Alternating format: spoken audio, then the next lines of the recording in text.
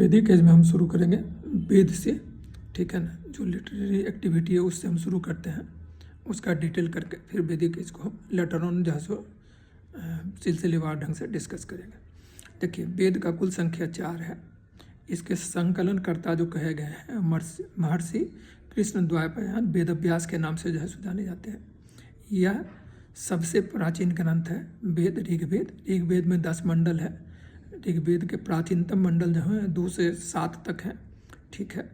उसके बाद जो है सो वेद त्रयी, इसमें ऋग्वेद, सामवेद और यजुर्वेद के नाम से जाना जाता है।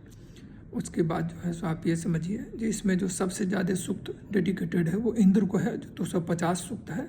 अग्नि को 200 सूक्त दिया गया है। ऋग्वेदिक कालीन सबसे महत्वपूर्ण देवता इंद्र है, उसके बाद अग्नि है। इसी ढंग से उनका जो ये है।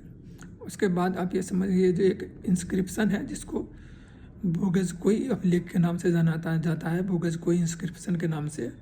उसमें जो उल्लेखित वैदिक देवता हैं उनका जो ये है वो है इंद्र, वरुण, मित्र, नासत्य, ठीक है। और वैदिक आर्य जो थे इनकी जो भाषा थी, ठीक है, वो संस्कृत थी। और वेद की संख्या कुल 4 है, ये हम आपको बता चुके हैं।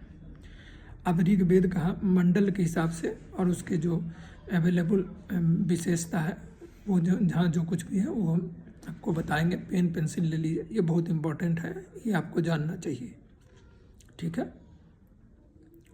इसमें 3 कॉलम बनाना है। पहले तो लिखिए ऊपर में ऋग्वेद के मंडल, उसके बाद लिखिए जहाँ से नीचे उसको डिवाइड कीजिए मंडल। नेक्स्ट बनाइए स्पेस देके रचयिता, और उसके बगल में लिखिए विशेष, ठीक है। प्रथम मंडल जो है उसके रचयिता थे मधुचंदा, मेधातिथि, गौतम और बहुत सारे थे। ये 3 प्रमुख थे, ठीक है। विशेष में इसको डैश कर दीजिए। द्वितीय है गुत्समद, इसको भी डैश कर दीजिए। तृतीय जो है उसके रचयिता थे मंडल के विश्वामित्र। यहाँ पे गायत्री मंत्र का वर्णन है। चतुर्थ है वामदेव, ये कृषि से संबंधित मंत्र यहाँ पे जो है सो है। पंचम है अत्रि, ठीक है ना। और छठे मंडल के जो रचयिता हैं वो हैं वशिष्ठ। छठे मंडल के रचयिता हैं, माफ़ कीजिएगा, भारद्वाज। सप्तम के हैं वशिष्ठ। वशिष्ठ ने जो है सो अपने उसमें दशरागी युद्ध का वर्णन किया, समझ गए, ये आता है। NCERT में भी इसका उल्लेख है, उसको जैसे बढ़िया से पढ़ लीजिएगा। सप्तम हो गया। अष्टम है कण्व और अंगिरस थे, उन्होंने जो है सो इसका ये किया था। नवम के ऋषिगण, ये किसी पर्टिकुलर को जो है सो डेडिकेटेड नहीं है, सबने मिलकर लिखा था। इसको सोम मंडल कहा जाता है, ठीक है। दसम है विमदा, इंद्र, सची और अन्य, ये सब इन लोगों का इसमें काफ़ी कंट्रीब्यूशन है। इसी में आता है पुरुष सूक्त, जिसमें 4 वर्णों की जो है सो व्यवस्था है, जिसमें जो है सो आदि पुरुष का जो है जो परमात्मा है उनके जो है सो 4 भाग से जो है सो 4 कास्ट की उत्पत्ति, वर्णों की उत्पत्ति कही गई है। ब्राह्मण, क्षत्रिय, वैश्य और शूद्र का वर्णन यहाँ मिलता है। पुरुष सूक्त से ही ये किया जाता है। अब जो है सो नेक्स्ट हम लोग आ जाते हैं वैदिक साहित्य का विकास। इसको जो है सो 2 भाग में बांट लीजिए। मतलब जो है सो एक संहिता और आगे में जो है सो स्पेस दे दीजिए कॉलम बना के, ताकि उसमें आप लिख सकिए। संहिता में आते हैं ऋग्वेद, यजुर्वेद, सामवेद और अथर्ववेद। उसके बाद उसी के अंतर्गत आता है ब्राह्मण। संहिता के भाष्य के रूप में लिखे गए एक ग्रंथ है, मतलब उसमें व्याख्या वगैरह टाइप का जो है सो है।